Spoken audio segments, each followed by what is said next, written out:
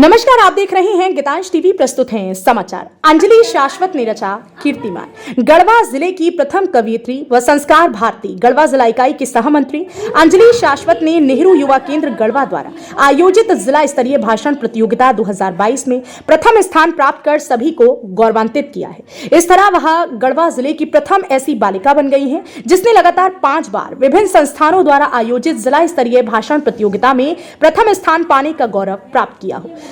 ध्यातव्य है कि पूर्व में भी विभिन्न संस्थानों द्वारा आयोजित जिला स्तरीय भाषण प्रतियोगिता में अंजलि शाश्वत ने लगातार 4 बार प्रथम स्थान प्राप्त किया। अंजलि शाश्वत 13 वर्ष की अवस्था से ही कविता लेखन में रुचि होने के कारण कुछ न कुछ रचती रहती थी। धीरे धीरे उनकी इस प्रतिभा में निखार आता गया और राष्ट्रीय स्तर के कवि द्वय यश मालवीय तथा श्लेष गौतम के साथ मंच साझा किया। इसके बाद अपनी प्रतिभा के बल पर राष्ट्रीय स्तर के आयोजनों में भी कुरुक्षेत्र, प्रयागराज, रांची, जमशेदपुर, धनबाद आदि स्थानों पर अपने काव्य पाठ से सभी को काफी प्रभावित किया। इन्हीं उपलब्धियों के कारण उन्हें गढ़वा जिले की प्रथम कवयित्री की उपाधि प्राप्त हुई। उनकी कविताएं राष्ट्रीय पत्रिका कलाकुंज भारती में भी प्रकाशित हो चुकी हैं। उनका काव्य पाठ आकाशवाणी व दूरदर्शन पर भी प्रसारित हो चुका है। दूरदर्शन पर उनका साक्षात्कार भी प्रसारित हो चुका है। अपनी इस विद्या के कारण विजय प्रतिभा सम्मान से भी सम्मानित हो चुकी है। बहुमुखी प्रतिभा की धनी अंजलि शाश्वत ने अब तक कई काव्य रचनाओं के साथ साथ कुछ लघु नाटक भी लिखे हैं। साथ ही साथ उन्होंने विभिन्न लघु नाटकों में भूमिका निभाकर अपनी अभिनय प्रतिभा का लोहा मनवाने में भी वो कामयाबी हासिल की।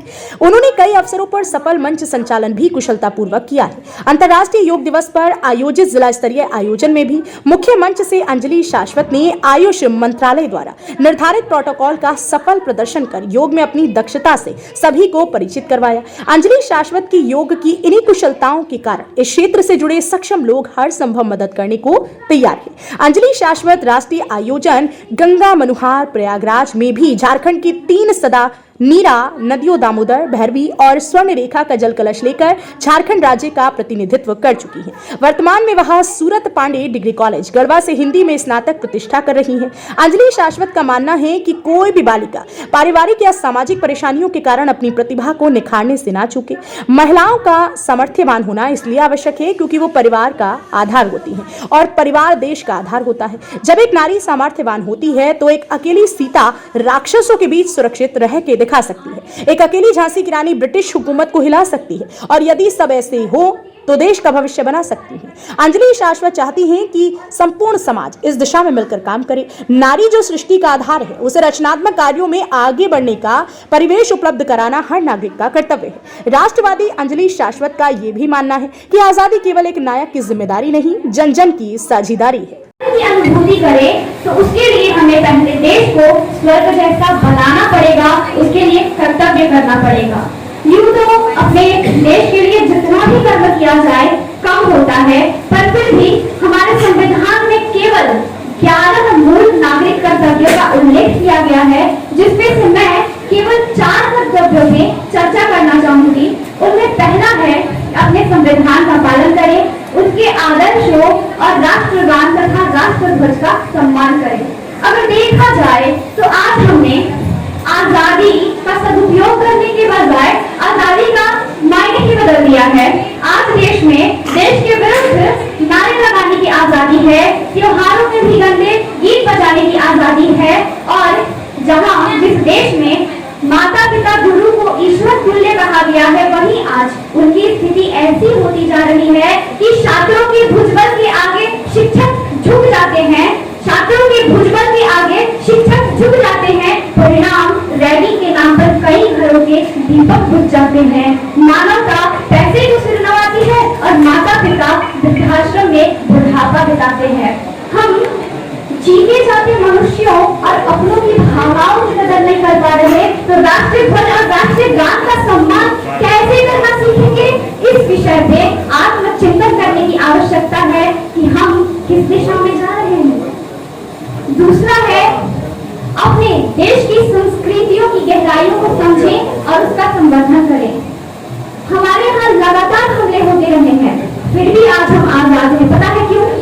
महान चाणक्य का एक कथन है कि जिस देश की संस्कृति जिंदा है उसको कोई गुलाम नहीं बना सकता, और भारतीय संस्कृति तो ऐसी है कि जब 0 दिया मेरे भारत ने दुनिया को तब गिनती आई। ग्रहों की भाषा दुनिया को भारत ने पहले सिखलाई। नेता न दशमलव भारत को चांद पे जाना मुश्किल था, धरती अंबर की दूरी का अंदाजा लगाना मुश्किल था। हमारे देश ने आर्यभट्ट जैसे महान वैज्ञानिक इस धरती को दिए हैं, महान कई सारे गणितज्ञ इस धरती को दिए हैं, और सुश्रुत जिन्हें महान शल्य चिकित्सक कहा जाता है, ऐसे ऐसे लोग इस धरती को दिए हैं। पतंजलि जिन्होंने योग की महिमा हमें बताई, जिसका लाभ आज पूरी दुनिया उठा रही है। ग्रहों के बारे में दुनिया ने आज पता लगाया होगा। हमारे पंडित जी सदियों से नामों सहित ग्रहों के विषय में हमें बताते हैं।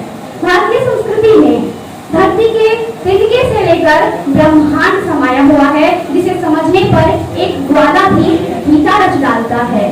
दिया और पशुओं को भी मान दिया, जिन्होंने गीता ज्ञान दिया और पशुओं को भी मान दिया। प्राणी रक्षा हेतु पर्वत को एक उंगली पर थाम लिया। वो नारी की लाज बचाने वाले सुदर्शनधारी, वो नटनागर धीर वीर मनमोहन और मुरारी, वो सूरदास के नयनों की ज्योति, वो बंसी वाले, वो मीरा के गिरधर गोपाल, वो ब्रज भूमि के उजाले, प्रेम पुजारी योगेश्वर, वो धरती का संचार, पृथ्वी के कण कण से पूछो कौन थे नंद कुमार। और उन्हीं कन्हैया को आज कोई भी ऐरा गैरा कुछ भी कह के निकल जाता है और हम चुप रह जाते हैं। एक नागरिक का कर्तव्य है कि आप अपनी संस्कृति को समझें, उसकी गहराइयों को जानें और अपनी संस्कृति पर आक्षेप करने वाले को मुंह तोड़ जवाब दें। तीसरा कर्तव्य मैंने उठाया है वो ये है कि पर्यावरण की रक्षा करें, उसका संवर्धन करें। पर्यावरण में क्या आता है? पेड़, नदियां, वन्य प्राणी आदि।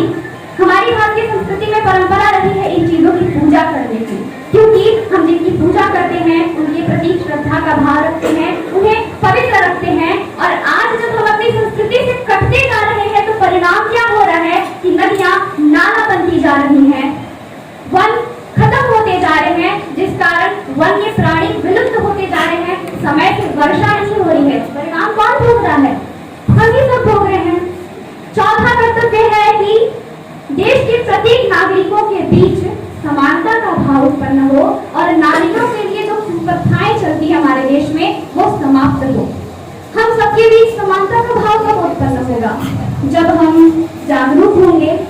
समानता और असमानता की बात आज जितनी की जाती है ना, प्राचीन भारत में नहीं थी, क्योंकि तब हमारे देश में जब भारतीय शिक्षा पद्धति लागू थी तब गुरुकुल में एक राजा और प्रजा दोनों के ही बच्चे समान रूप से शिक्षा ग्रहण करते थे और वहां से निकलने के बाद भी समानता का प्रचार करते थे, जिसका एक बहुत बड़ा उदाहरण हमारे श्री राम है, जिन्होंने केवट को भवपार किया, जटायु का उद्धार किया। केवट को भवपार किया, जटायु का उद्धार किया, शबरी के जूठन खाए, अहिल्या को तार दिया, माता पिता गुरु प्रजा के प्यारे समता के अनुयायी राम वानर जाति के संग भी मानव सा व्यवहार किया। हमारी संस्कृति जो है वो महानता और वैज्ञानिकता पे प्रमाणित है। यूं ही नालंदा विश्वविद्यालय के पुस्तकालय में आग नहीं लगाई गई थी और यूं ही हमारी संस्कृति को बार बार मिटाने का प्रयत्न नहीं किया जाता। ये वो संस्कृति है, भारतीय ज्ञान वो दर्शन है जो रत्नाकर को वाल्मीकि बना देता है, जिसके बल पर मीरा के दरबार में गढ़वा का गौरव हरे भरे गार्डन से सुशोभित उत्सव गार्डन, 400 कुर्सी का एसी हॉल, अन्य 100 कुर्सी का 2 hall, 4 AC deluxe room, 5 deluxe room, parking की समुचित व्यवस्था, 1600 लोगों को एक साथ मीटिंग करने की सुविधा, मैरिज लॉन। बुकिंग के लिए संपर्क करें उत्सव गार्डन, कचहरी रोड, बिजली ऑफिस के सामने, गढ़वा।